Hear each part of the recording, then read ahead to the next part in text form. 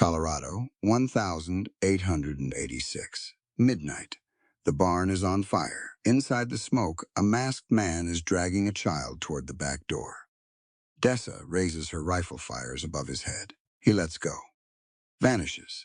Then someone walks out of the smoke. 8 years. She knows him instantly. Rourke Calder, the man who left without a word. That same night, the court letter arrives. Guardianship hearing. 9 tomorrow morning. She walks straight up to him. Marry me. I'll sign over the ranch. The land, the horses, everything. He looks at her, then says, keep the land. I only want you. Follow along to see where this goes. The barn was already burning when Dessa got there. She could hear the horses before she even reached the doors. That screaming, high-pitched sound they make when they're terrified, not just startled, but convinced they're going to die. She'd heard it once before, during a lightning strike 3 summers back, and she'd never forgotten it. She pulled the latch and smoke rolled over her face like a wave. Tansy! She dropped low, the way Leandro had taught her. Keep your head below, the worst of it. Move fast, but don't run blind. She found her niece near the back wall, pressed against the boards with her arms over her head. A man in a dark kerchief was crouched beside her, one hand wrapped around the child's wrist. He wasn't trying to calm her. He was pulling. Dessa raised her rifle and fired into the roof beam above his head. The crack of it shook the whole structure. The man flinched back, released Tansy, and scrambled toward the rear entrance. Dessa didn't chase him. She couldn't.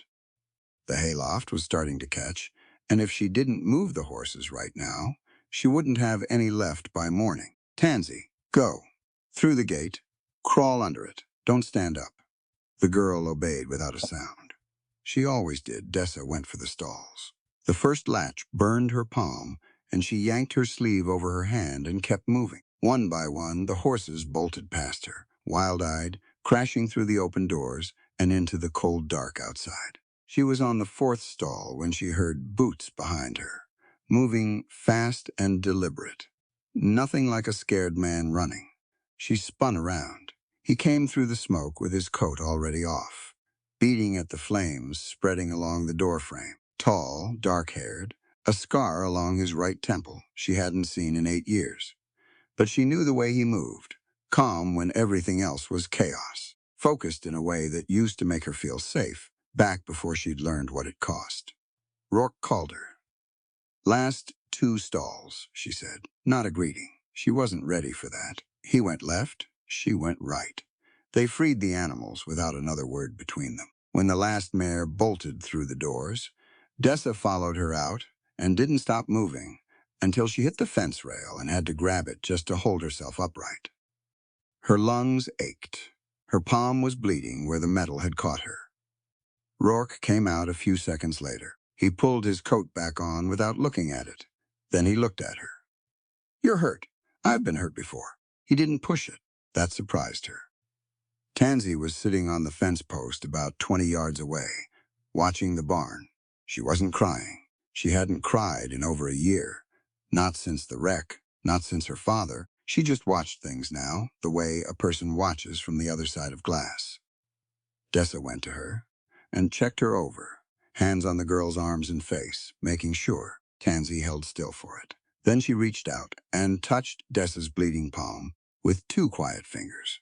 Just that, just to acknowledge it was there. I know, Dessa said. I'm okay. The barn groaned behind them. Part of the roof came down. Rourke stood back from it, watching the fire work its way through the far wall. Leandro know about this yet? He'll see the light. He's probably already on his way. Good. He was quiet for a second. I'm not here to cause trouble, Dessa. You being here is the trouble.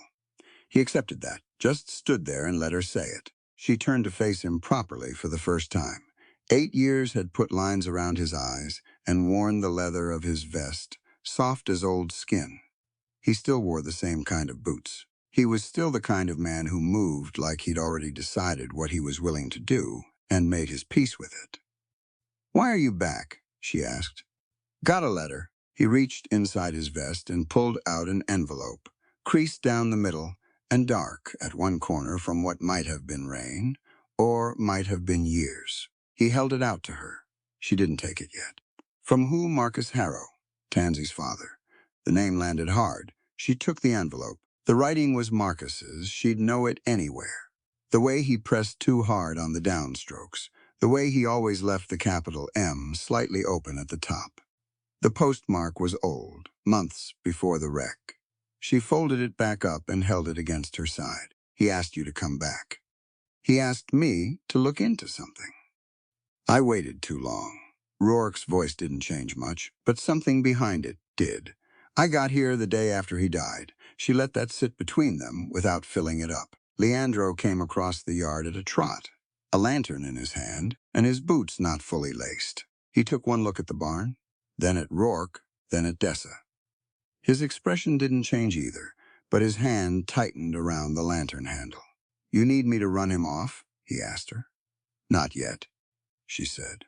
Rourke didn't react to that, which told her something. They were still standing there, all three of them watching the fire burn itself down to something manageable, when the rider came up the road from Red Hollow. Court messenger by the look of the yellow envelope in his hand. He asked for Odessa Harrow by name and handed her the paper without much ceremony. She read it twice. The county magistrate was reviewing her guardianship of Tansy Harrow. Hearing was set for 9 the next morning. The petition had been brought by a concerned party, no name given. The argument, laid out in careful legal language, was simple enough. An unmarried woman operating an isolated ranch was not a suitable guardian for a traumatized child. She folded the paper the same way she'd folded Marcus's letter. Neat. Controlled Tansy was watching her face. Dessa made sure her face didn't give anything away. She thought about it for about 30 seconds. The ranch, the hearing, the burned barn, the man in the dark kerchief who'd had his hand around Tansy's wrist, Rourke standing 10 feet away, who 8 years ago had been the best man she'd ever trusted, and who had left anyway. Then she crossed the yard and stood in front of him. "Marry me," she said. He looked at her. "I'm not joking," she said. "I'll sign over ownership of Larkspur Ridge. The land, the horses, the water rights, all of it. Yours. Legally. If you marry me before that hearing and stand beside me in that courtroom tomorrow morning." The fire cracked behind her.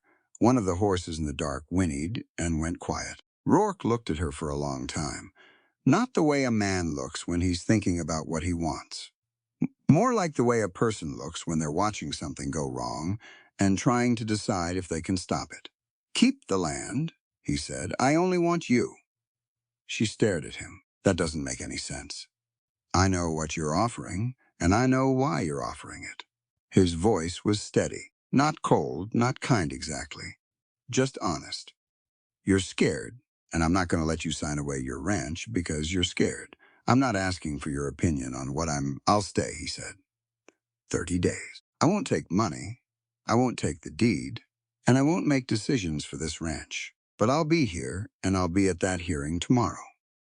He glanced at Tansy, then back to Dessa. "If after 30 days you still want to get married, you can ask me again. And if I ask you again," he looked at her the same way he had before, "I'll still only want you." She didn't know what to do with that, so she didn't do anything with it. Leandro walked past her toward what was left of the barn and muttered something in Spanish that she didn't quite catch. She caught enough. Rourke crouched down at the base of the barn wall. Near the window the intruder had come through. He reached into the ash and the wet grass and picked something up carefully. A small curved piece of glass, deep blue, the kind used in a signal lantern. He turned it in his fingers. "Rourke." She kept her voice flat. "What is it?" Before he could answer, Tansy slid off the fence. She crossed the yard and looked at the glass in his hand. Then she went very still, the kind of still that meant she'd seen something she recognized. She put 2 fingers to her lips and whistled. 3 short notes, then 1 long one. Rourke's head came up. Dessa watched his face go from careful to something she hadn't seen there before. Not fear exactly, recognition. "That signal," he said quietly. "Where did she learn that signal?" Dessa looked at her niece. Tansy was watching Rourke the same way. She watched everything steady, patient, waiting to see if the adult in front of her was going to understand. Her father taught her things, Dessa said. I don't know all of what he taught her. Rourke closed his hand around the piece of blue glass. That pattern? He said. That exact pattern. It's the last thing I heard the night. The stagecoach went into Black Needle Ravine. The fire had burned down to coals. Nobody said anything for a long time after that. Dessa found him at first light. He was already at the barn door, working a replacement plank into the burned frame with a hammer and a handful of nails he must have found in the tack room. His coat was folded over the fence rail. His sleeves were rolled up despite the cold. He hadn't slept in the house. She'd known he wouldn't. She stood in the yard with her coffee and watched him work for a moment before she said anything. He knew she was there. He always had that quality awareness without performance, like a horse that registers movement without spooking at it. You found the tools yourself, she said. Tack rooms well organized. Easy to find things. He set another nail and drove it flush in 2 strikes. Leandro, keep it that way, or do you? I do. He nodded like that confirmed something. She walked closer. Staying in the tack room doesn't give you rights to what's in it. Rourke lowered the hammer. He turned and looked at her directly, which she'd noticed he did whenever she said something that needed a straight answer. You want me to stop? I want you to understand the arrangement before you settle into it. All right. He set the hammer on the fence rail beside his coat. Tell me the arrangement. So she did. She laid it out plainly, the way she'd thought it through during the 2 hours she hadn't slept. They would tell people in town they were engaged. That was for the hearing, for Tansy, for the magistrate, who'd apparently decided her life needed scrutiny. Rourke would not make decisions about the ranch without her. He would not speak for her in public unless she asked him to. He would not accept ownership of anything, not the land, not the animals, not the equipment. They would sleep separately, and neither of them would speak, as though marriage had already been decided, because it hadn't. Rourke listened to all of it without interrupting. Agreed, he said, when she finished. That's it? You're not going to argue with any of it? Which part do you think I'd argue with? She studied him. Most men would push back on at least one condition. I'm not most men. He picked up the hammer again, and those aren't unfair conditions. She went back inside and refilled her coffee. She didn't feel better. Exactly, but she felt less like the ground was moving. Leandro was at the kitchen table when she came in, his big hands wrapped around his own mug, his eyes carrying the particular patience of a man who had opinions he was waiting to be asked for. Go ahead, she said.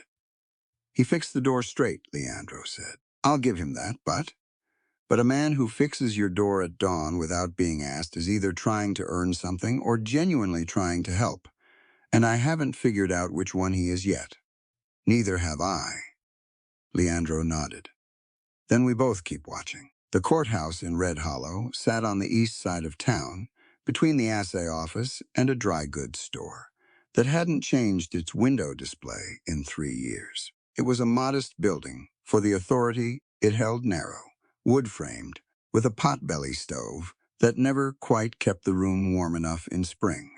Dessa arrived with Rourke and Tansy at 10 minutes to 9. Tansy was wearing her better dress and holding Dessa's hand. She hadn't slept much either, but she'd combed her own hair and tied it back with a piece of leather cord, which Dessa took as a sign she understood something important was happening. Lucien Voss was already there. Dessa had seen him at town meetings and supply auctions over the years, always at the front of any room he entered, always with that particular air of a man who considers his presence to be a contribution in itself. He was in his 50s, heavyset but not soft, wearing a dark coat that cost more than most people in Red Hollow, made in 2 months. He smiled when he saw her. She did not smile back. The magistrate called the session to order, and Lucien spoke first. He used the kind of language that sounds concerned on the surface phrases about the child's well-being, about proper supervision, about the demands of running an isolated property. Dessa.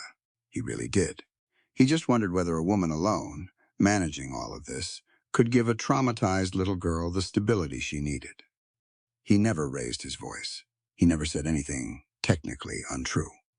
He was very good at it. When it was her turn, Dessa stood up without notes. She told the magistrate how long she had operated Larkspur Ridge. She named the contracts she held, the animals she maintained, the income she produced.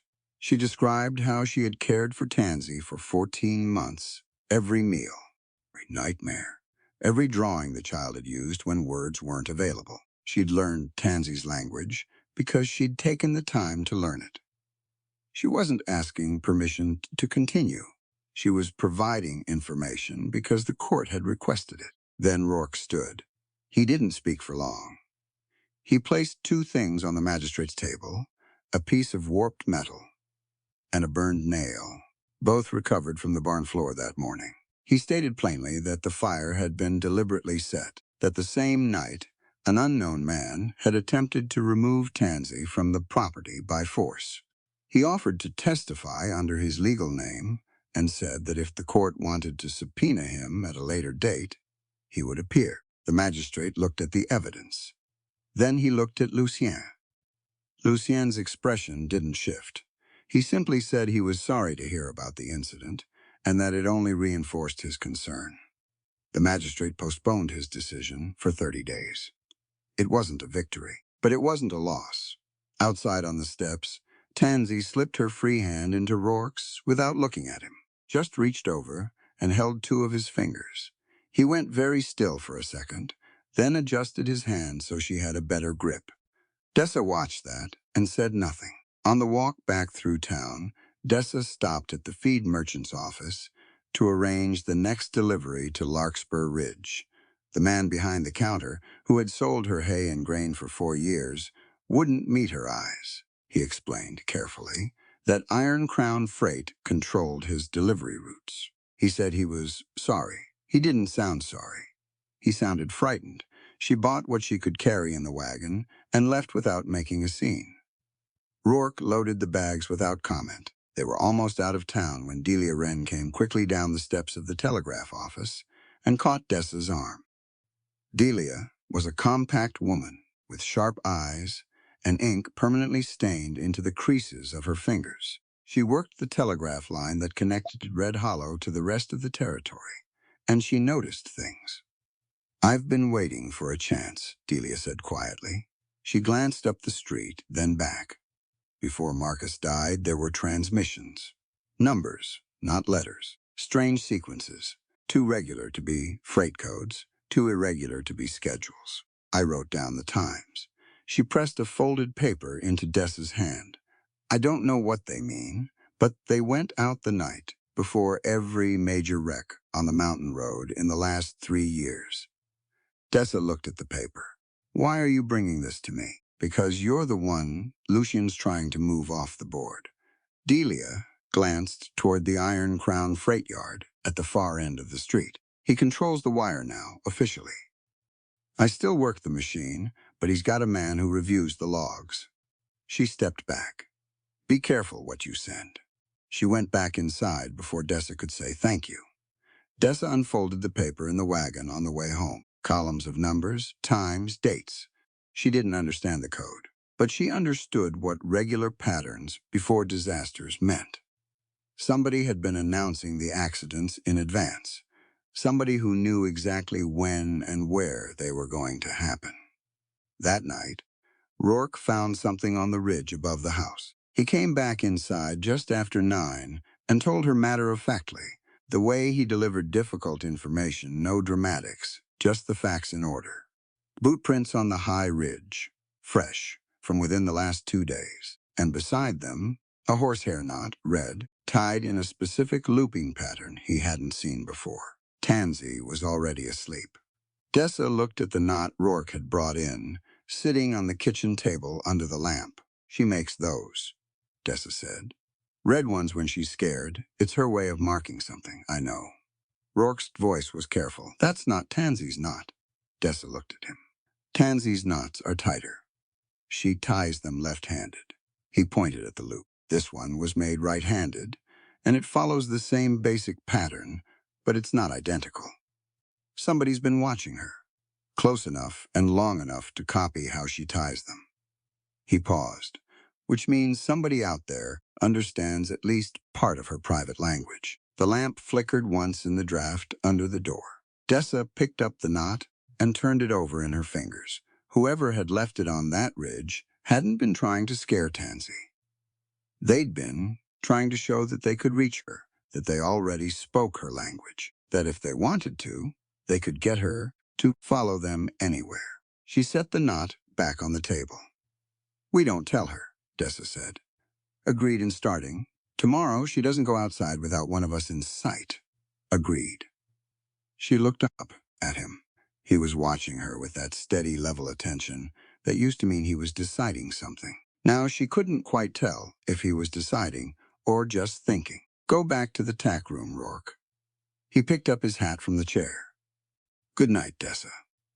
She sat at the table for a long time after he left, holding Delia's list of numbers in one hand and the wrong knot in the other, trying to figure out which problem was going to move faster. The mare's name was Calico June, and she'd never refused a crossing in 4 years.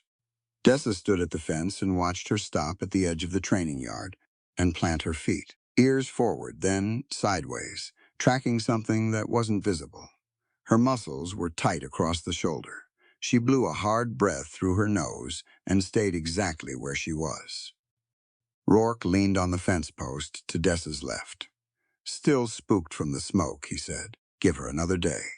Dessa shook her head. "She can't smell smoke from here. Wind's the wrong direction." She watched the mare's ears. They kept swiveling toward the same spot, the center left of the yard, about 8 feet in from the water trough, not toward the barn, not toward the hills, toward the ground. "Something's under there," Dessa said. She went into the yard slowly, giving June time to register her presence. The mare shifted her weight, but didn't bolt. Dessa walked the grid, the way Leandro had shown her years ago, careful rows, like you're reading a page. She stopped when she felt a faint vibration in the heel of her boot. She crouched and pressed her palm flat against the dirt. There it was, a low, rhythmic click. Metal on metal, almost too quiet to hear, but steady. She called to Rourke. It took them 20 minutes to dig it out, a flat iron disc about the size of a skillet lid, fitted with a wound spring mechanism and a small striker arm. Rourke turned it in his hands, examining the construction. He'd rolled his sleeves up to dig, and he didn't bother rolling them back down. "This is military," he said, or was. "I've seen something like it used on cavalry training grounds. You wind it and bury it, and the striker fires at intervals. Horses that aren't trained past it will turn a specific direction to get away from the sound. Someone put it there to control where my horses move, or to keep them from moving at all." He turned the mechanism over. "This takes time to install correctly. Somebody was on your property before the fire." Dessa looked back at the training yard. She thought about how many mornings she'd moved the herd through that yard without thinking twice. "How long would it take to train a horse past that sound?" Rourke asked. 2 weeks if the horse trusts you. Longer if it doesn't." He nodded and set the device on the fence post. Then he looked at it for another second and pulled out the spring mechanism with his hands, rendering it useless. The clicking stopped. She wanted to tell him to leave it intact for evidence, but the herd was already nervous, and she understood why he didn't want it in the ground another hour. She let it go.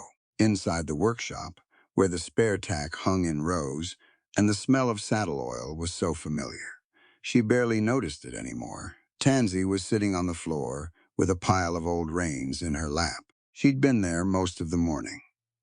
Dessa watched from the doorway as the girl worked through the leather straps with quick, practiced fingers. She wasn't playing. There was method to it. She'd separate out a certain number of reins, make a set of knots, then lay them down and count them with her index finger before moving to the next group. 3 small knots, 1 large one, 3 small, 1 large.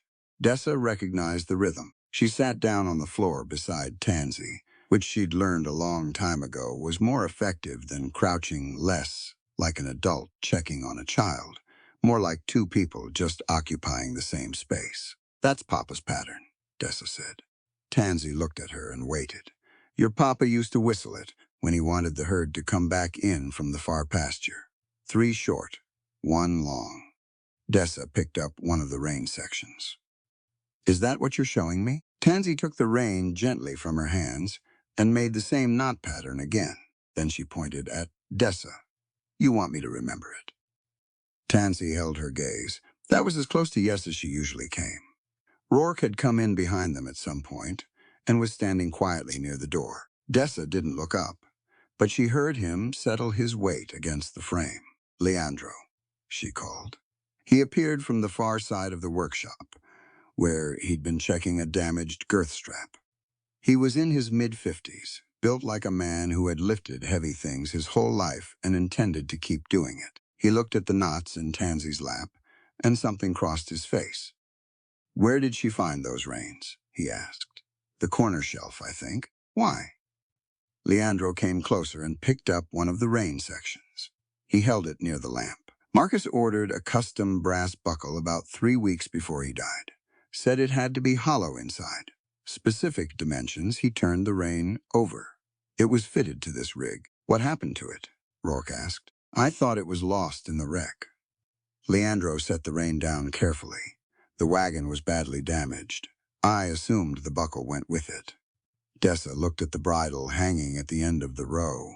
It was old, one of Marcus's working rigs, not the display tack. She got up and took it off the hook. She ran her fingers along the leather, checking the seams, the hardware, the places where the stitching doubled back on itself. Then she found it a hollow in the body of the cheekpiece, hidden behind a doubled layer of leather that had been neatly restitched. The buckle itself was gone, but the hiding spot wasn't. He built a compartment into the tack, she said. Whatever was in it, Rourke said. Somebody knew about it. The man in the barn went straight for the riding equipment. Outside, a rider came up the road at a deliberate pace. Not a neighbor's pace, a business pace. He was sent from Iron Crown Freight with a written offer for Dessa's horses, a per-head price that was roughly half of what the animals were worth at auction. The letter was politely worded and included the phrase, given current circumstances twice, which was a specific kind of pressure dressed up as courtesy. Dessa read the letter at the fence while the rider waited. She folded it. She handed it back. Tell them no? She said. The rider looked at her for a moment, then at Rourke, then back at her. He tucked the letter inside his coat and turned his horse back toward town. Leandro waited until the man was out of earshot. We're down to 4 weeks of feed, he said. Maybe 5 if we ration it. I know. Dessa. I know, Leandro. She turned back toward the corral. We'll figure it out. She didn't know yet how. But she'd learned a long time ago that saying you didn't know wasn't the same as admitting you couldn't do something.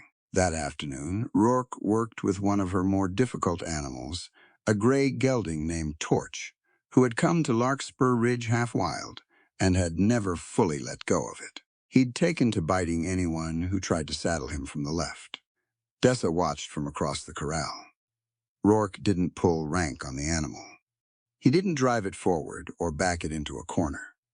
He moved with it, matched its rhythm, changed direction when it changed direction. He kept his hands low and his posture loose. The gelding tested him twice, swinging its head hard, and Rourke just stepped out of the way and came back to neutral, like the whole thing was a conversation he was willing to have at whatever pace the horse set. After about 15 minutes, the gelding stopped moving and let him approach.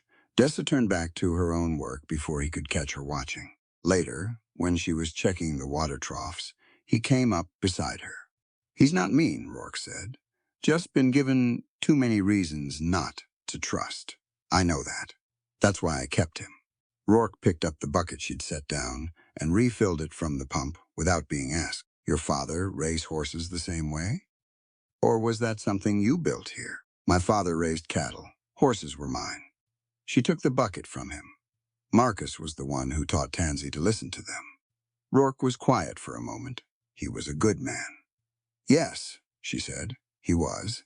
That evening, Tansy brought a drawing to the kitchen table. She worked at it for a while after supper, using the stub of a charcoal pencil, her tongue pressed to the corner of her lip the way it always was, when she was concentrating hard on getting something exact. When she finished, she laid it flat on the table in front of Rourke. It was Blue Widow Tower, the old signal station above Black Needle Pass, drawn with the careful, slightly stiff precision of a child who has looked at something many times and committed it to memory. She'd included the rock formations below it, the angle of the main platform, the bracket where the signal lantern hung. Then she put something else on the table beside that drawing, Rourke's broken compass. She'd taken it from his vest pocket at some point without anyone noticing. She placed it directly beneath the tower she'd drawn, centered it carefully, and then folded her hands in her lap and looked at him. Rourke picked up the compass. He looked at the drawing. He looked at Tansy. Dessa watched his face settle into something she couldn't quite name. Tansy reached over and turned the drawing face down. On the back, in her careful block letters, she had already written 4 words. Rourke read them aloud before Dessa could. Rourke saw the wrong light. She waited until Leandro took Tansy to check the far pasture fence. Then she set the drawing on the kitchen table, face up, with the compass on top of it, and she looked at Rourke until he sat down. He sat. "Tell me what it means," she said. He looked at the drawing for a long moment. Then he looked at the compass. He picked it up and turned it over. Once, the way a man handles something he's carried so long, he's forgotten it's in his pocket. And then one day he picks it up and remembers exactly where he got it. 8 years ago, I was lead trail scout for the Meridian stagecoach line, he said. Black Needle Pass was my route. I'd run it 40 times without an incident.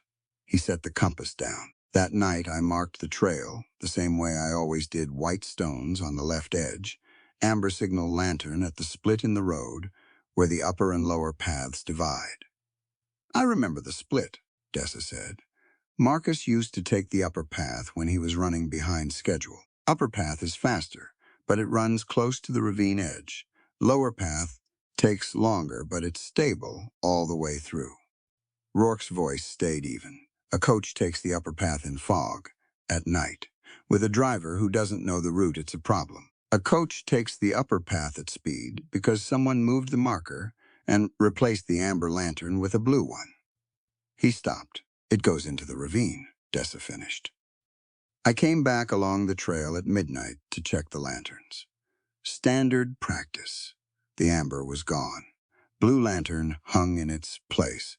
By the time I got to the split, the coach had already gone through. He folded his hands on the table. 11 people. 3 of them died at the scene. 2 more within the week. Dessa held very still. Orson Pike's sister, Clara Pike. Yes, he met her eyes. I didn't cause that wreck, Dessa, but I was the scout. My job was to keep that trail marked and safe. And someone moved my markers, and I didn't catch it in time. That's on me, whether I pulled the lantern down or not. And Lucien? He had witnesses. 2 freight workers who said they'd seen me drinking at the way station that evening. Said I was in no condition to scout. Rourke's jaw tightened slightly, the first visible crack in the steadiness. I wasn't drinking. I hadn't touched a drop in 3 years at that point, but 2 witnesses in a room full of grieving people is enough to make a warrant. Dessa stood up and went to the window. Outside, the training yard was empty. The spring grass along the fence line was just starting to come in, pale green and thin. You ran, she said. I ran. You could have stayed and fought it. I could have. He didn't make excuses for it. I didn't believe I'd survive long enough to fight anything. I thought if I stayed in Red Hollow, I'd be dead inside a week, and the truth would go with me. He paused. I was probably right about the first part. I was wrong about the second. The truth just went underground instead of going away.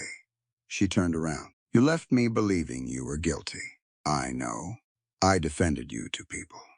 For about 6 months, I told anyone who'd listen that there had to be another explanation. She kept her voice steady, but it cost her something, and then I stopped. Because I had the ranch in Tansy and no time to keep defending a man who couldn't be bothered to single word to tell me he was alive. Rourke looked at her. He didn't look away. I know that too. Is that all you've got? You know? There's nothing I can say that fixes 8 years, Dessa. I'm not going to try to talk my way around it. She looked at him for a long moment. Then she picked up her coat from the hook by the door. We're going to Blue Widow Tower, she said. Get your horse. They rode 4 abreast, Dessa and Rourke in front, Leandro and Tansy behind, with Tansy on her small roan mare that she handled better than most adults handled full-sized animals. The trail to Blue Widow Tower climbed steadily through pine and dry scrub, the ground still soft from the last snowmelt, the air carrying that particular cold that spring mornings hold in the mountains even when the sun is full out. Tansy had brought a small leather satchel. She held it in her lap and didn't open it. Blue Widow Tower was an old signal station, built before the telegraph line came through, used to relay weather warnings and route conditions down the mountain by lantern code. It sat on a granite shelf above the tree line, maybe 200 feet up from the road junction, with a clear sight line to Black Needle Pass in one direction and the valley floor in the other. The platform was weathered, and the lower door had been replaced at some point with newer planking. Someone had been here recently. Dessa noticed it first. The mud on the threshold was disturbed, and there were scuff marks on the wood that hadn't been there long enough to gray over.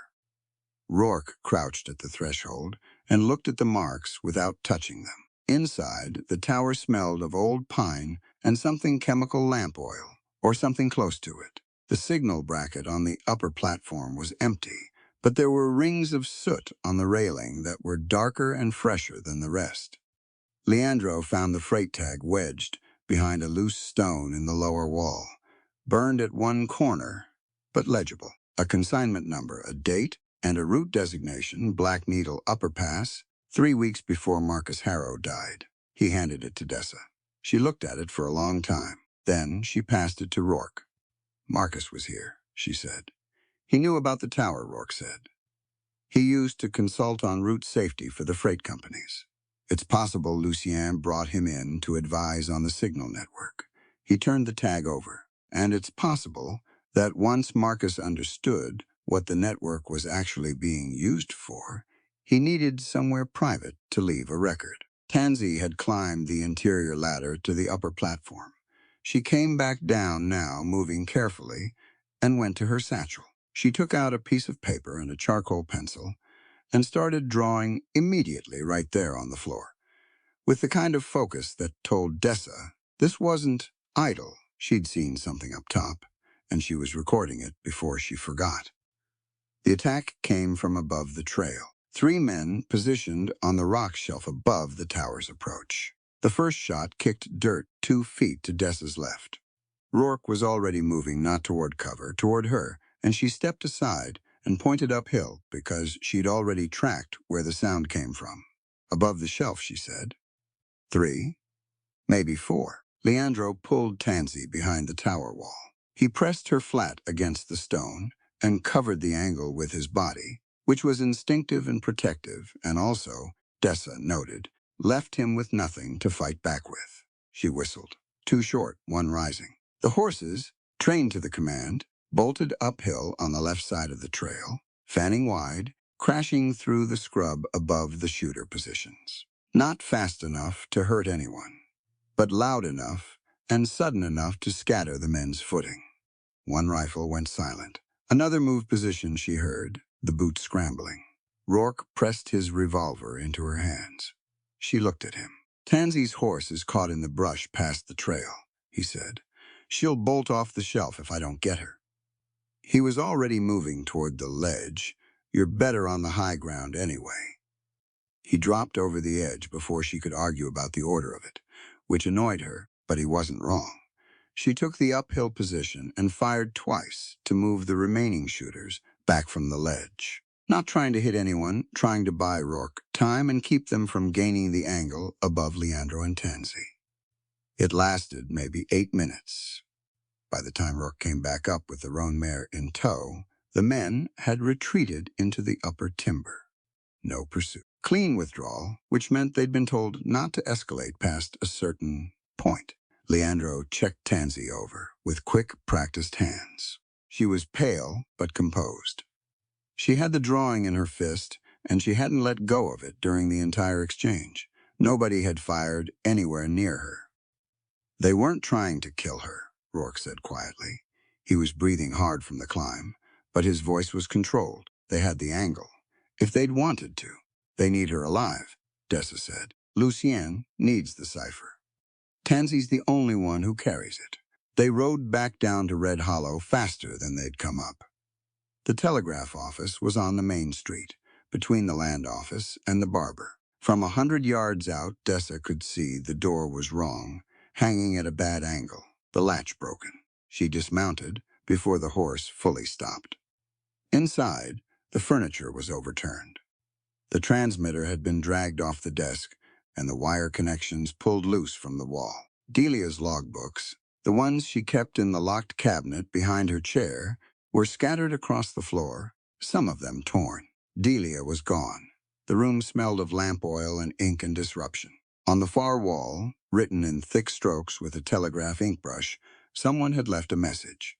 The letters were wide and deliberate, the kind of writing that takes time. Whoever had left it wasn't in a hurry, and they wanted it read clearly. The coach was never the real target. Dessa stood in the middle of the wrecked office and read it twice. Rourke stood beside her and read it once. Then he turned and looked at Tansy, who was standing in the doorway with her satchel against her chest, looking at the words on the wall with an expression Dessa had learned to read over 14 months of watching her. She wasn't frightened. She was confirming something she already knew. Rourke crouched at the entrance of the telegraph office and studied the mud on the threshold. He pressed 2 fingers into the soft earth just outside the door and then held them up to the light. Dark red clay, slightly sticky, with fine grit mixed through it. "This doesn't come from town," he said. "Soil here is sandy. This is ore clay." He straightened. "There's an abandoned mine tunnel about a mile east of the freight yard. Old silver operation that flooded out 6 years ago. The clay runs through the lower shafts." Dessa looked at him. "You know where it is," I scouted. "That area before the stagecoach run." There were 3 possible emergency shelter points along the route. The tunnel was one of them. He wiped his fingers on a clean piece of rag from his vest pocket. If somebody took Delia somewhere fast and quiet, somewhere they already knew, that's where we're going. Rourke turned to face her. His voice was careful, measured, like he was choosing his words one at a time. "Dessa, this is a mine tunnel that's already flooded once. We don't know how many men Lucien has down there. We don't know if... Is there anything you just said that changes the fact that Delia is missing?" He held her gaze for a second. "No." "Then we're going." She turned to Leandro, who was holding both their horses at the rail and had clearly already deduced where this was heading. She asked him to take Tansy back to the ranch and stay with her. He didn't argue about it, which was one of the things she valued most in him. He understood the difference between protecting her authority and abandoning her to unnecessary risk. Tansy looked at Dessa from the saddle of her roan mare. Her expression was serious and clear. "I'll be back before dark," Dessa told her. Tansy held up 2 fingers, then tapped her own chest, then pointed at Dessa. Dessa nodded. "You and me both." "I know." They rode east, skirting the freight yard at a distance, keeping to the dry creek bed that ran parallel to the main road. The ground out here was rockier, and the spring runoff had carved new channels through the soft clay banks, so the footing needed attention. Dessa let Rourke set the pace because he'd scouted this terrain, and she hadn't, and she'd learned years ago that deferring to someone's specific knowledge wasn't the same as surrendering your judgment. The tunnel entrance was half hidden behind a fall of old timber that had been stacked to look accidental. Rourke found the edge of a recent boot print in the clay, just inside the first overhang, and held up a hand. They listened. From somewhere below, farther than it should have been, because sound carries differently underground, came a sound. Delia's voice, saying something short and sharp, the way a person talks when they're trying to conserve energy but need to make a point. Dessa was already moving. The tunnel ran downhill for about 60 feet before it leveled out into a wider chamber that smelled of wet stone and old iron. Lantern light came from a cross passage to the left, dim and yellow. Delia was sitting against the far wall of the chamber with her wrists bound to a support timber. She was dirty, and her collar was torn, and there was a bruise starting along her jaw, but her eyes were sharp and aware, and the moment she saw Dessa, she said, "The convoy. He's moving it early." I heard them talking. "We'll get to that," Dessa said. She was already working on the knots. Rourke moved through the chamber quickly, checking the passages, watching the angles. He'd picked up a discarded length of timber near the entrance, and he carried it loose in one hand, not threatening, just present. The knots were tight but not complicated. Dessa got the first binding loose, and Delia pulled her wrists in and worked the circulation back. Then the timber support. Above the cross passage groaned. Rourke said, "Move," in a flat voice, and Dessa was already moving, pulling Delia with her, toward the main passage when the crossbeam came down. It caught Rourke across the left shoulder and knocked him hard into the wall. He didn't go down. He caught himself on the stone and stayed upright, but his breathing changed sharper, more deliberate. Below them, water started coming in. Fast. The spring runoff was feeding something. Some underground channel that the original miners had probably drained into the tunnel system, and now that drain was open and moving. Dessa scanned the chamber. 2 horse ropes on her saddle, each 30 feet. Enough. She tied them together with a running bowline, the knot Leandro had drilled into her before she was 12, reliable under load and quick to release, looped one end around the most solid-looking timber anchor above the passage, and threw the rest toward Delia. "Climb when I say," she said. "Don't wait for me to ask twice." Delia climbed. She was not a young woman, and her arms were stiff from the binding, but she went up hand over hand with the focused determination of someone who has decided to be practical about survival. Dessa went to Rourke. He was upright, but braced against the wall, his left arm not moving the way it should. "I'm fine," he said. "You're not, but we'll argue about it outside." She got his good arm across her shoulder. "Can you pull with the right?" "Yes." "Then pull." She ran the rope around him as a backup, and they went up together, Dessa taking more of the weight than she'd admit, Rourke using his right arm with enough force that she knew the shoulder wasn't broken, just badly hit. The water came up behind them, cold and quick, flooding the chamber floor in the time it took them to clear the upper passage. They came out into the late afternoon light, all 3 of them wet and breathing hard, the horses still waiting at the timber fall where she'd tied them. Dessa sat Rourke down on a flat rock and opened his vest to look at the shoulder. He let her do it without complaint, which told her more about how much it hurt than anything he was going to say. The bruising was deep and would be worse by morning. Nothing displaced. "You should have moved faster," she said. "I was making sure you cleared the passage first." "I didn't ask you to do that." He looked at her sideways. "It wasn't a decision I made slowly." She pressed her fingers along the collarbone to check the joint, and he held very still. "I know," she said. "Quieter." Delia had settled onto a rock of her own and was wringing water out of her sleeve with methodical efficiency. "There were crates in the lower chamber," she said. "Before the water came in, I saw the markings. 3 of them were from the Ridgeline haul 2 years ago. That load was supposedly destroyed in a ravine accident on the northern route. He's been storing the stolen cargo," Rourke said. "For years, I think." Delia looked up, Marcus told me. Before he died, he said Lucien was planning something large, something final. He called it the last run. She paused. "The spring silver convoy from the 3 mountain mining companies. It goes through Black Needle Pass at the end of the month. 3 wagons, biggest single shipment of the year." "And the bridge," Rourke said. The bridge is already weakened. Winter ice and snowmelt.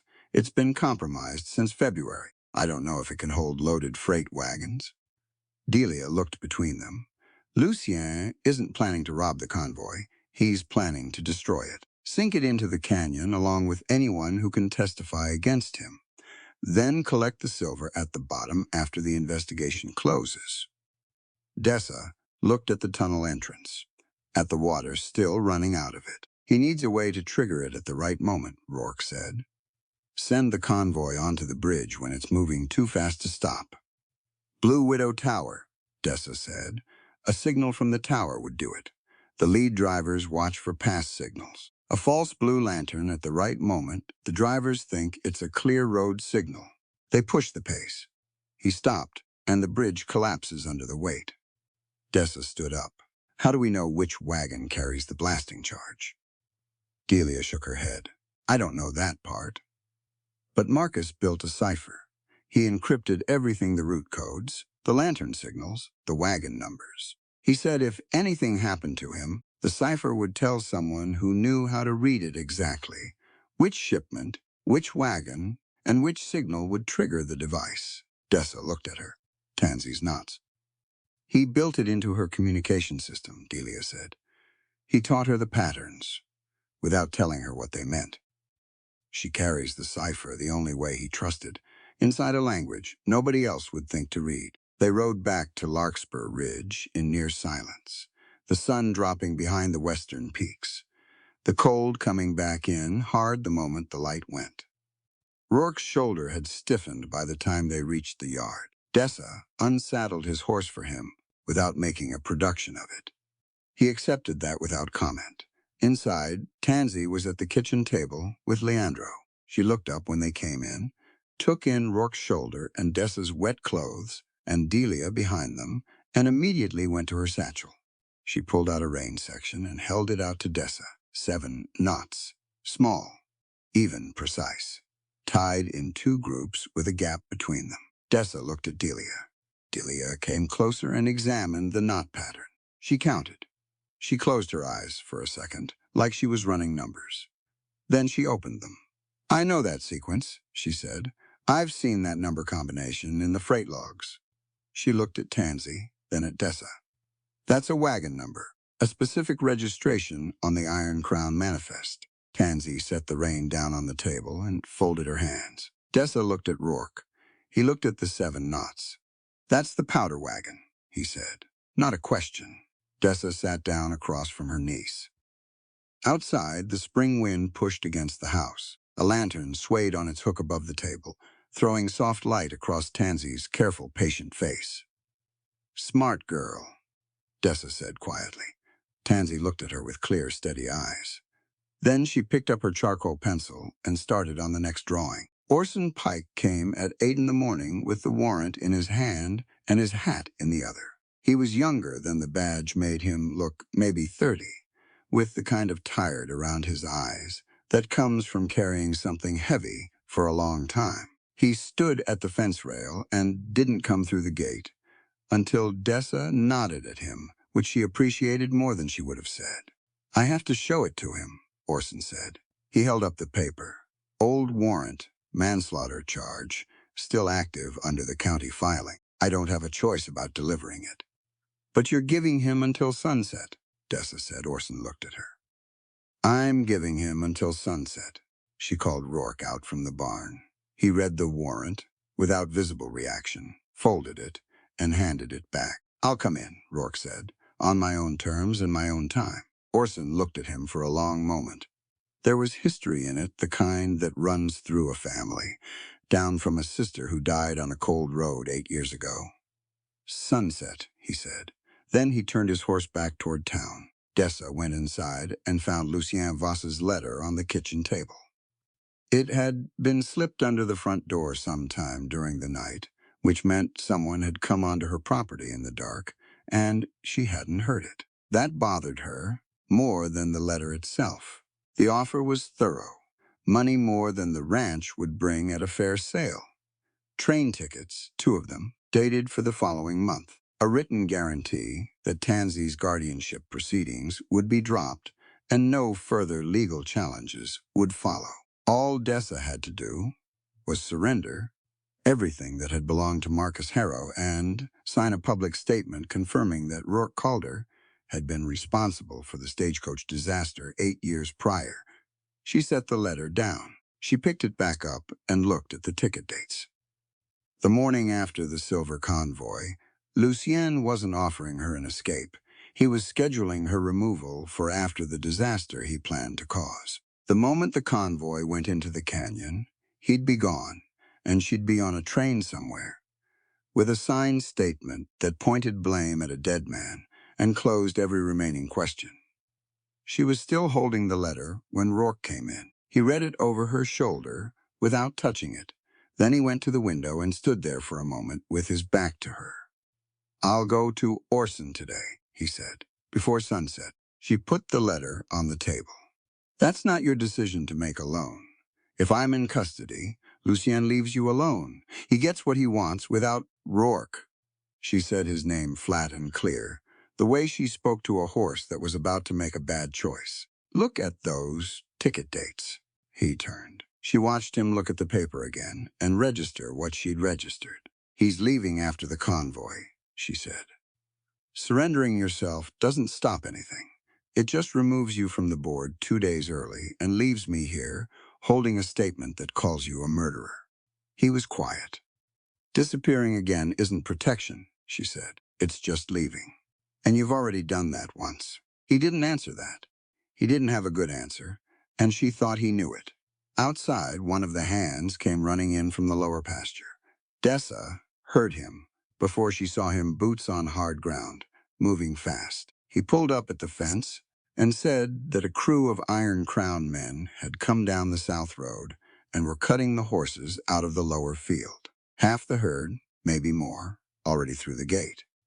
She was out the door before he finished the sentence. She got to the lower field in time to see the last of them, 7 horses, moving east in a loose group, flanked by riders she didn't recognize. Her horses, animals she'd trained from yearlings, gone quiet under unfamiliar hands because they were taught to go quiet, and she'd never thought that would be used against her. Leandro stood at the open gate, with his hands at his sides. "I counted 8, he said. They had papers, bill of seizure signed by the magistrate, debt collection on the feed account. Lucien bought the debt," she said. 2 days ago, from what I can tell." She looked at the empty field for a moment. Then she looked at Leandro. "Where did they go?" "East, Iron Crown Yard. Follow them. Don't engage, just watch where they're stabled." He was already moving. Rourke had come up behind her. He didn't say anything, which was the right choice. She turned and walked toward town. Mercy Quinn's boarding house sat on the north end of Red Hollow's Main Street, a wide 2-story building with a covered porch and a sign that had been repainted twice in the last decade, but always said the same thing: clean rooms, fair prices, no exceptions. Mercy herself was in the front room when Dessa came in, sorting linen with the systematic efficiency of a woman who had run a business for 30 years and had no patience for disorganization. She was 61 and built like someone who had decided a long time ago that she was not going to be pushed around by weather, commerce, or difficult men. "I need the back room," Dessa said. "Tonight, an hour with whoever'll come." Mercy looked at her. "You know what it costs me if Lucien finds out. I opened my floor to you." "I know. He controls 4 of my 6 supply routes. I know that too." Mercy was quiet for a moment. She folded the linen in her hands and set it on the side table. 7 o'clock, she said. "I'll send word."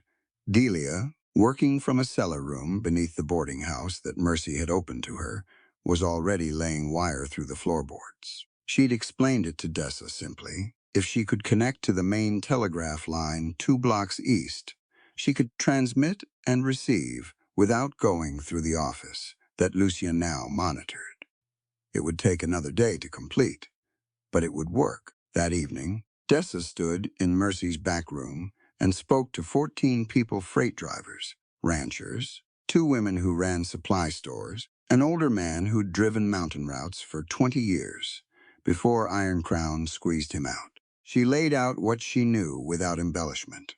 Lucien's operation, the convoy plan, the timeline. She didn't ask them to be brave. She asked them to move supplies through routes that didn't touch Iron Crown's network, starting now, before the month ended. 10 of the 14 said nothing and left. 3 said they'd think about it. One woman, who ran a dry goods store on the West Road, said she'd already been moving goods around Lucien for 2 years through a network of independent ranchers, and she'd be glad to share the routes. It wasn't much, but it was something. Rourke found her after outside on the porch. "Leandro's captured," he said. "They took him from outside the Iron Crown yard about an hour ago." A rider came with this. He held out a glove, brown leather, large, worn at the thumb seam. "Leandro's." Dried blood on the cuff. Dessa took it from him and held it, and didn't say anything for a moment. Then a second rider came up the street and stopped in front of the boarding house. He didn't dismount. He read from a written card in a flat, rehearsed voice. Dessa was to bring Tansy and all of Marcus Harrow's encoded materials to Blue Widow Tower before midnight. If she failed to appear, the man currently held by Iron Crown would be loaded into the blasting powder wagon when the silver convoy departed. The rider folded his card, turned his horse, and left. Dessa looked at Rourke. He looked at her. "He just told us which wagon," she said. Rourke took a breath.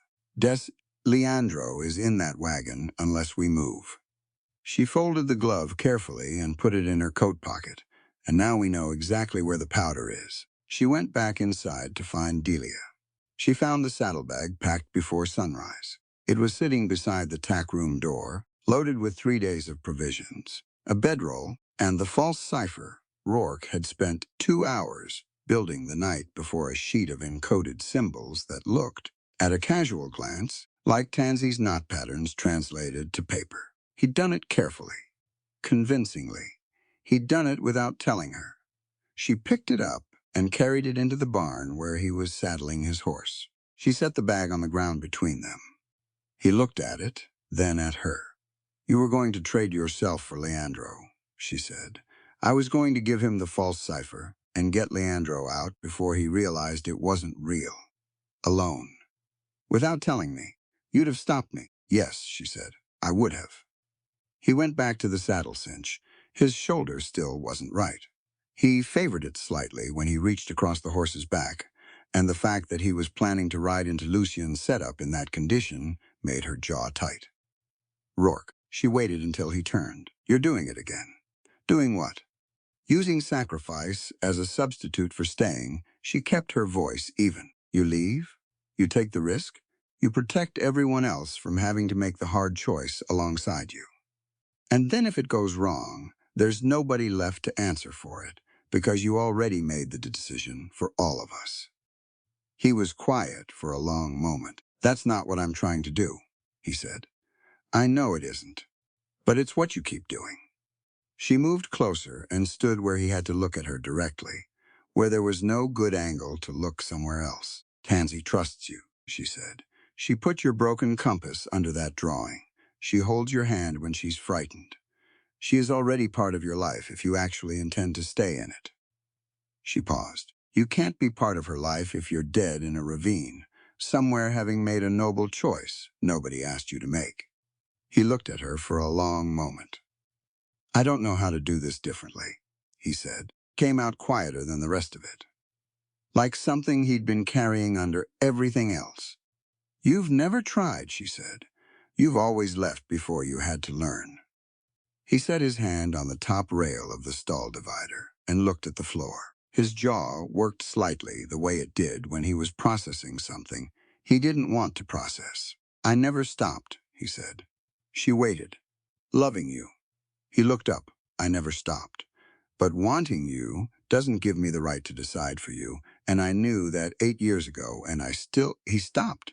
"I left because I thought you'd be safer without the questions that followed me. I stayed away because every year that passed made coming back feel more like an intrusion than a return." She crossed the distance between them and kissed him.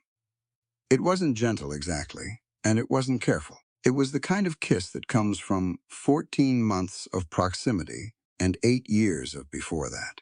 From anger and grief, and the particular frustration of standing next to someone you've already decided you trust even when you're furious with them. He kissed her back. His good hand came up to her face, just briefly, before he pulled back enough to look at her. That doesn't fix the argument, he said. No, she agreed. It doesn't. She stepped back and picked up the saddlebag from the floor. We make a plan together. Both of us. Or neither of us goes anywhere. He let out a slow breath. All right. They worked it out at the kitchen table with Delia and Orson, who arrived an hour after dawn, looking like a man who had made a decision he wasn't entirely sure about yet. He laid out what access he had the jail keys, the East Side deputy, who was still loyal to him, a written account of the evidence Rourke had handed him from the mining tunnel. He said he was prepared to present it to the circuit magistrate if they could get him there safely. He also said that his sister's name was Clara, and he'd been saying it wrong in his head for 8 years, blaming the wrong man, and he'd like a chance to correct that in the public record before this was over. Rourke looked at him across the table. I'm sorry about Clara. Orson nodded once. He didn't have more words for it right then, and Rourke didn't push him for them. The plan had 3 parts. Orson would move Tansy to Mercy's boarding house through the back alley after dark. Dessa and Rourke would go to Blue Widow Tower with the false cipher and use the exchange to get Leandro clear. Delia would stay at the hidden telegraph connection and monitor Iron Crown's transmissions. It was as solid as they could make it. What Dessa didn't account for was the second deputy. She found out later that he'd been in Lucien's pocket for 2 years, long enough to know Orson's habits and anticipate his routes. By the time they'd freed Leandro from the holding pen at the tower Dessa, releasing the catch on the horse enclosure, and letting a dozen agitated animals create enough chaos that the guards were pulled in 4 directions, Orson's careful plan to slip Tansy out, unseen, had already come apart. Rourke stayed at the tower to delay Lucien's men, while Dessa and Leandro rode hard back toward Red Hollow. He stayed because they'd agreed to it, because it was a shared plan, not a sacrifice. That distinction mattered to her. It mattered enough that when Orson met them at the south edge of town, with his hat off and his expression grim, and told her that Lucien's man had taken a different route and Tansy was gone, and Rourke was under arrest on the old warrant, she didn't panic. She thought about what she had. Then a rider came through town at speed with word from the Iron Crown yard. The silver convoy was departing at first light, 1 day early, and Tansy was in the lead wagon. The powder wagon was directly behind her. She got back to Larkspur Ridge at midnight. Leandro was bleeding from a cut above his ear and walking with a limp he didn't mention. She got him inside and cleaned the cut while he sat at the kitchen table and didn't complain, which was its own kind of statement about how bad the evening had gone.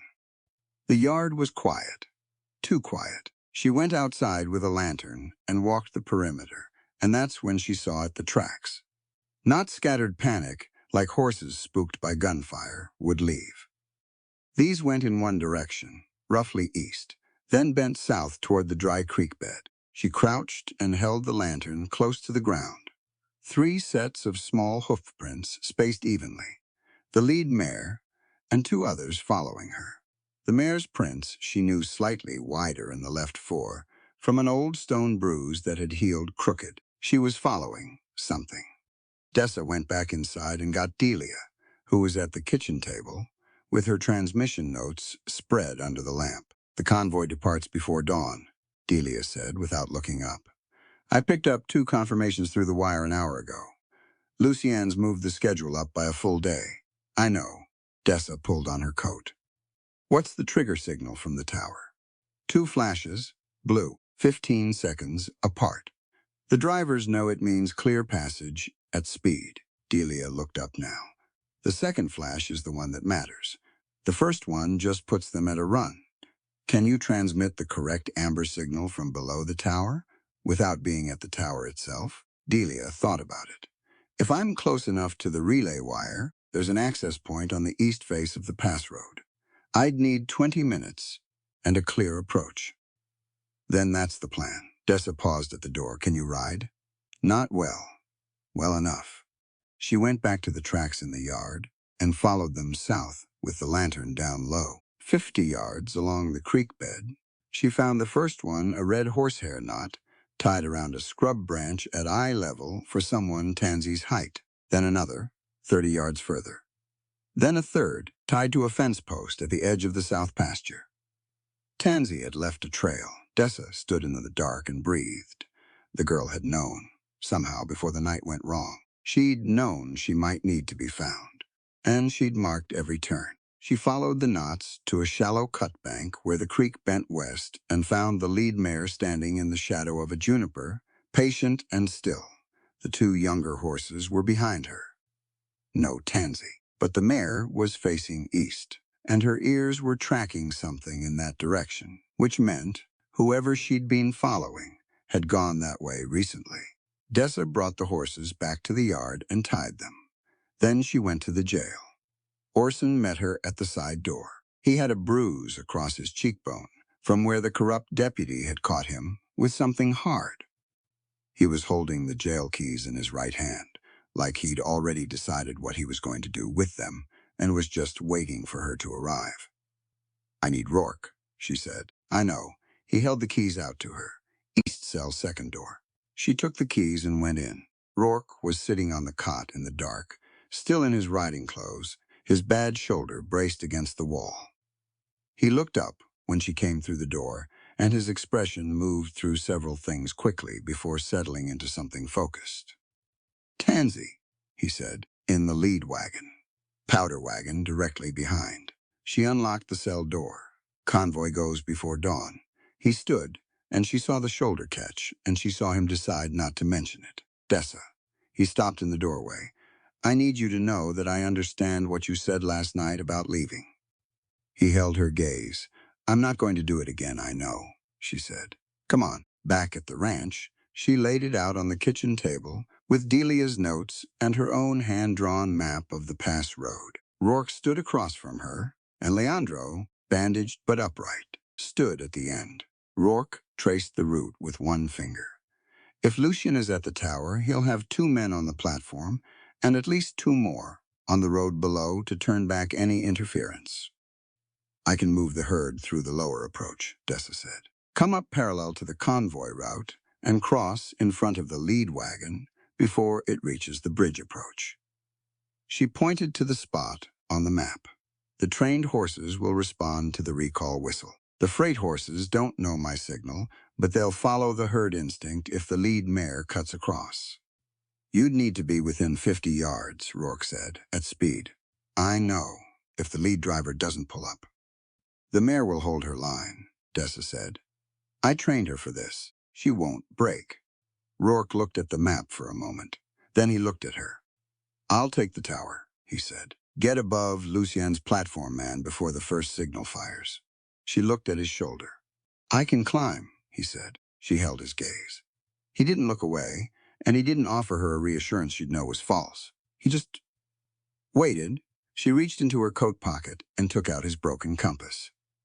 She set it on the table between them. Tansy fixed the chain, she said. Left it on the kitchen table this morning, before everything went wrong. He picked it up, turned it once, she said. Come back and return it to her yourself. He put the compass in his vest pocket. I will. She whistled the herd in before the hour turned. 7 horses. The ones that knew her 3-note emergency recall from a distance. The ones she'd trained past noise and confusion and sudden movement. She assigned 2 to Leandro, 2 to the rancher's daughter, who'd showed up at Mercy's the week before, and said she knew how to ride and kept the lead mare for herself. When the cracked blue lantern flashed once from Blue Widow Tower, she was already moving. The first blue signal hit the convoy like a command. She saw it from the lower approach, the drivers leaning forward, the lead wagon lurching into a faster roll, the whole line of vehicles pulling tight as the horses pushed into a run. Black Needle Bridge was a mile ahead. At that pace, they'd reach it in under 4 minutes. Dessa rode the lead mare straight across the convoy's path, She hit the whistle hard, 3 short, 1 long. The emergency recall Marcus had designed, and Tansy had spent a year unknowingly preserving in her knots. The lead mare planted herself crosswise on the road and screamed it back at the oncoming horses, and the freight animals, suddenly faced with a wall of movement and sound they didn't understand, broke their rhythm. The lead driver hauled back hard on his reins. The wagon behind him nearly came into his tailgate. The whole convoy crumpled into itself, slowing confused.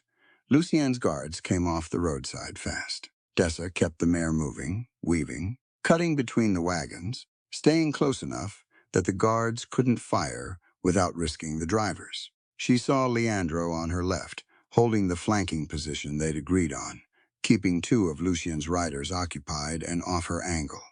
Behind the convoy, Mercy Quinn had come up the road with every person from Red Hollow who'd agreed to move. It wasn't an army. It was 15 people on horseback and in wagons, blocking the rear of the convoy and making it impossible to push forward or reverse without running someone down. Mercy sat at the front of it on a broad bay horse that looked as calm as she did, which was not calm at all, but was entirely controlled. Delia was somewhere below the east face of the pass, working the relay wire. Dessa matched Tansy's knot sequence against the wagon numbers as she moved through the convoy. 7 knots, 2 groups. She'd memorized the registration.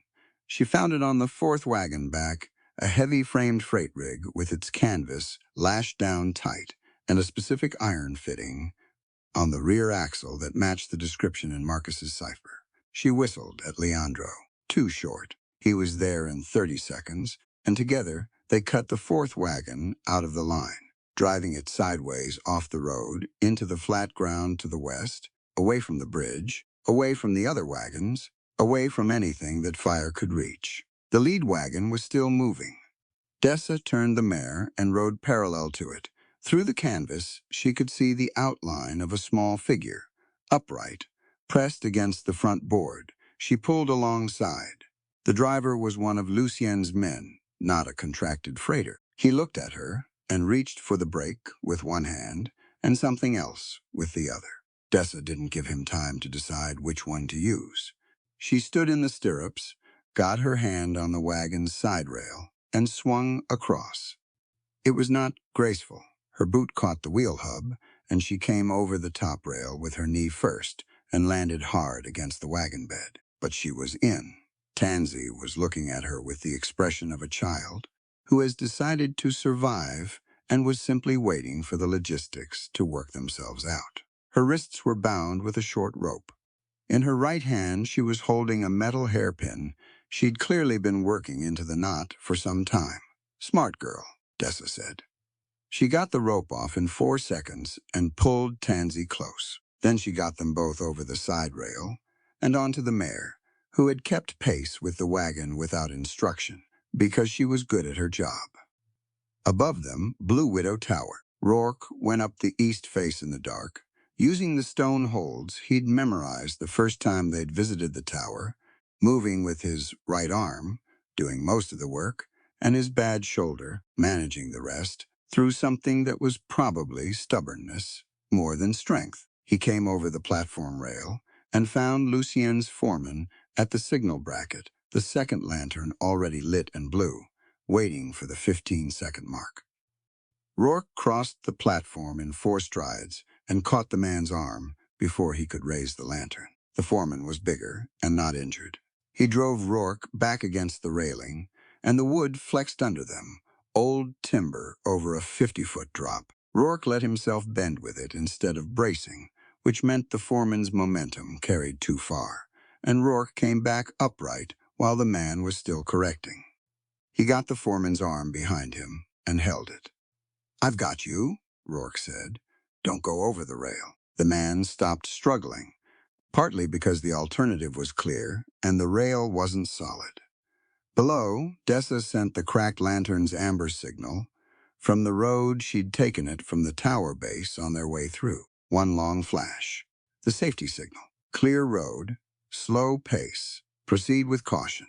The freight drivers who weren't Lucien's men heard it and pulled up. Lucien came up the tower stairs with a revolver and a look on his face that Dessa had seen before in men who've built something for a long time and can feel it coming apart. He looked at Rourke on the platform. He looked at the foreman, contained and not fighting. He looked down at the convoy, which was stopped, scattered, surrounded by the people he'd been controlling for years through money and fear, and the quiet threat of closed supply routes. He raised the revolver and fired. The shot took Rourke in the upper left side. He went down to one knee. He didn't go over the rail. Dessa was below. She had the cracked lantern in her hand, and she raised it. Amber glass forward, and she held it up where every driver on that road could see it, clear and warm and steady. The convoy turned. They went wide, away from the bridge road, onto the stable ground to the north, all of them, the freight horses, following the signal, because that's what they'd been trained to do since before Lucien had ever touched the system. Black Needle Bridge held for another 30 seconds. Then the ice-weakened supports gave way, and the center span dropped into the canyon in a sound like a door, slamming at the end of a very long hall. The echo came back twice. Delia was already transmitting. The encoded orders, the false signals, the freight records, everything she'd pulled from the relay wire went out to the neighboring territories in clean, documented sequence. Below the tower, Lucien's remaining guards looked at each other. They knew what those transmissions meant. They knew Delia had the records. They knew the convoy drivers were witnesses. They knew the foreman was alive and up on that platform, and whatever deal Lucien had offered them was worth considerably less now than it had been an hour ago. One by one, they stepped back from their positions. Orson came up the road with the territorial warrant and 3 men he'd deputized himself, and Lucien Voss, who had built a criminal operation on the ruins of other people's livelihoods and other people's lives, and, without meaning to, on the ruins of his own sons, let himself be taken quietly because there was nothing left to fight with. Dessa climbed the tower. Rourke was sitting against the platform wall with one hand pressed to his side. He was pale and his breathing was deliberate, but his eyes were clear and tracking. She crouched beside him and moved his hand to look at the wound. "I'm fine," he said. "You're not," she said, "but you're going to be." He looked past her at the road below, where the convoy had stopped safely on stable ground, where Mercy's people were dismounting, and freight drivers were standing in stunned groups, where Leandro was moving through it, all with his measured foreman's walk. Then Tansy came up the tower stairs. She climbed all the way to the platform and crossed it to Rourke without hesitation. She sat down beside him, close, and took his free hand in both of hers. He looked at her. She looked back at him with her steady, patient eyes. Then she opened her mouth and said, in a voice that was small and clear, and slightly rough from a year of silence, "Home." Dessa pressed her hand over her mouth. Just for a second. Rourke closed his eyes. 4 months later, summer came to the San Luis Valley, like it always did, sudden and warm, with the purple larkspur covering every hillside, so thick you could smell it from the kitchen window in the morning. Rourke still walked with a slight limp when the weather changed. He didn't complain about it. Dessa noticed it because she noticed most things about him now, and she'd stopped pretending she didn't. He'd turned down 3 offers of work since spring, 2 guiding contracts, and 1 scouting commission from a freight company that had reorganized after Iron Crown dissolved. He turned them down without much deliberation and without explaining himself to anyone, which Dessa found alternately reassuring and slightly suspicious. She found him in the upper pasture on a Wednesday morning, mending fence line where the snowmelt had shifted a post. She sat on the top rail and watched him work for a minute. Then she took the broken compass out of her coat pocket and held it out. He looked at it, then at her. "Tansy fixed the chain," she said. "The needle's still broken. I thought about having it repaired, but then I thought some things don't have to become perfect again before they can guide someone home." He took the compass. He turned it over once and looked at the needle, which swung loose and settled at its own crooked angle, pointing somewhere between north and northwest. He put it in his vest pocket. She said, "I want to ask you something." He set the fence tool down on the post. "The first time I asked you to marry me," she said, "I was afraid. I was afraid of losing Tansy and losing the ranch and losing whatever future I'd been building here. I thought the only way to keep a man beside me was to give him something valuable enough to make staying worth his while." She looked at him steadily. "I don't need you to marry me to save this ranch. I don't need you to marry me to protect Tansy. I want to marry you because every time I imagine tomorrow, I want you standing in it." He was quiet for a moment. Then he said, "Keep the land, I only want you." She looked at him. "You know I'm going to hold you to that, I know." His voice was even, but his eyes weren't. "You may have me, only if I'm allowed to have all of you in return. Your honesty, your fear, the way you go quiet when something's wrong and think I won't notice." He paused. "And your promise that you won't push me away to prove you don't need help. That's a long list of conditions. You set the precedent." She looked at the larkspur on the hill above them. "All right," she said. "Mercy and the women of Red Hollow built the arch from white birch branches and purple larkspur and cream-colored ribbon, and it took them the better part of 2 days, and generated considerable opinions about the correct way to tie ribbon around birch bark. The result was imperfect and genuinely beautiful. Signal lanterns were placed along the path from the ranch house to the hill. Every one of them burned amber. Dessa came to the ceremony beside Tansy, with the child's hand inside hers. She'd chosen a dress in deep blue, not for symbolism, just because it was the one she liked. Her hair was down, which she almost never did, and it caught the late afternoon light and made Leandro press his lips together and look at the sky for a moment. Rourke was already on the hill. He'd been up there for an hour, which Dessa knew because she could see the hill from the kitchen window. The guests were the people who had made it possible: Leandro, Delia, Orson, Mercy, the ranchers and drivers, and the woman from the dry goods store who'd been quietly running her own supply routes for 2 years. They stood in the summer light on the side of the hill, and they were not a grand assembly, but they were the right people. Tansy carried the rings in a small wooden box. Inside it, beneath the rings, rested the hollow brass buckle from Marcus's bridle. His cipher had been fully decoded by then, entered into the territorial record as evidence, and Lucien had been transferred to a territorial prison in the time since. The buckle wasn't evidence anymore. It was a reminder that Marcus's last act had been to protect his daughter and trust that someone would eventually know how to read what she carried. Dessa thought that was worth keeping. Rourke's vows were direct. He didn't promise to rescue her from every danger, and she noticed that, and it mattered. He promised never to leave without telling her, never to make decisions for her out of fear, to defend her freedom with the same intention he'd defend her life, to come home whenever coming home was possible, to stand beside her rather than in front, to listen even when silence would be easier. She believed him, not because the words were pretty, but because she'd watched him practice most of them already, imperfectly, over the last 4 months. Her own vows were equally plain. She promised not to use independence as a reason to push him away, to share her fears instead of managing them alone, to accept help without treating it as an insult, to let him know when she was overwhelmed, which she privately suspected would be the hardest one, to choose him freely every day, to build something without surrendering herself to do it. When the officiant asked who gave Dessa to Rourke, she answered before anyone else could. "No one gives me away," she said. "I came here by my own choice." Rourke looked at her and said, "And I will never forget it." Tansy had been standing beside Dessa through the vows, quiet and attentive, watching both their faces with the focused attention she gave to things she wanted to understand completely.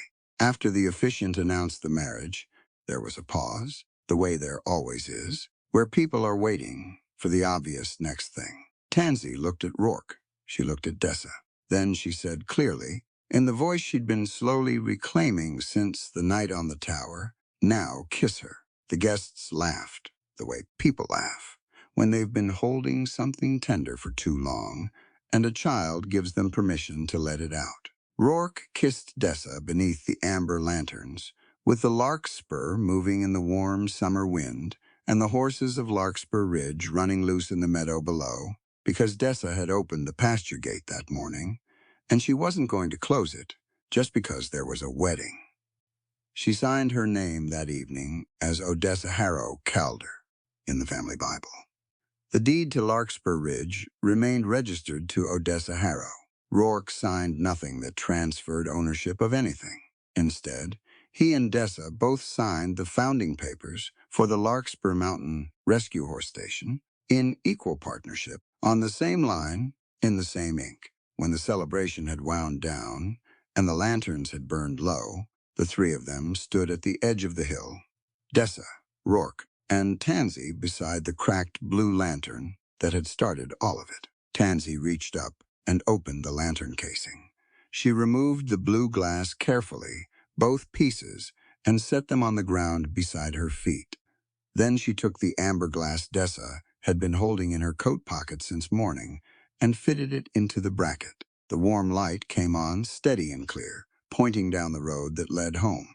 Rourke extended his hand toward Dessa.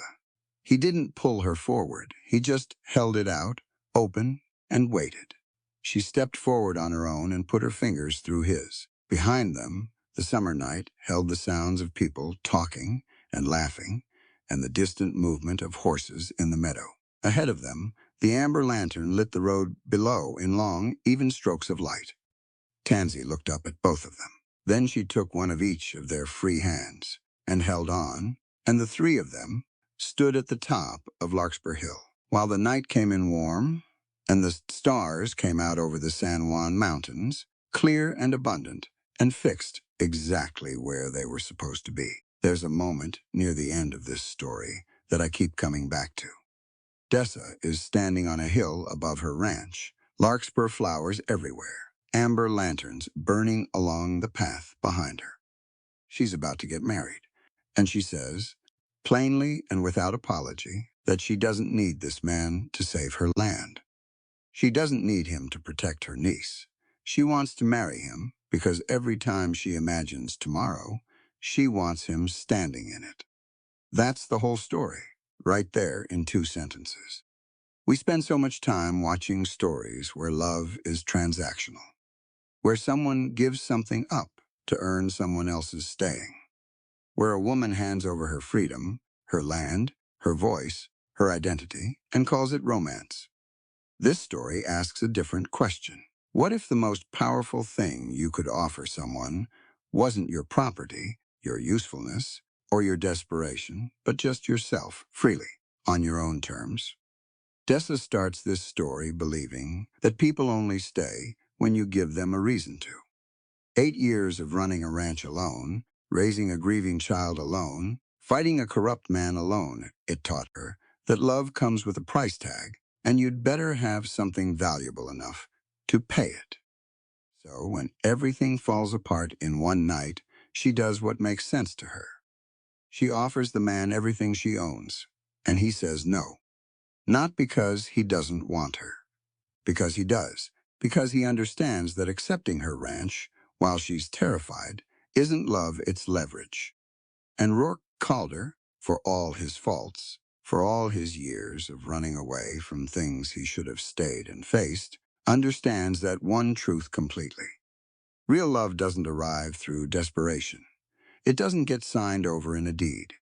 It doesn't come with conditions attached to survival. But here's what I think is the deeper lesson, the one that sits underneath the romance. Both of these people are broken in matching ways.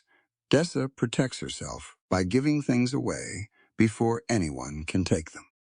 Rourke protects the people he loves by removing himself from their lives before he can become a danger to them. Two people, two completely different forms of self-erasure, both convinced that love requires them to disappear in some way. One disappears by surrendering, the other disappears by leaving. And neither one works. What works is Dessa standing in a barn at sunrise, and telling Rourke that secret sacrifice is just another form of selfishness. What works is Rourke admitting out loud, in plain words, that he doesn't know how to do this differently and then choosing to try anyway. What works is two people making a plan together, staying alive together, and building something that belongs equally to both of them without either one losing themselves in the process. Tansy carries this story in her silence. A 10-year-old girl who stopped speaking after her father died, who communicated in knots and drawings and whistles, who was underestimated by every adult, except the two people who took the time to learn her language.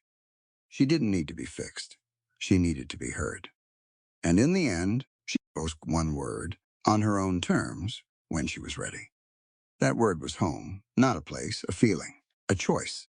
The same choice Dessa and Rourke both had to make before this story could end the way it needed to. The lanterns matter too. Blue glass that guided wagons toward ravines. Blue glass that meant danger, dressed as direction. By the last page, Tansy's small hands remove that blue glass and replace it with amber.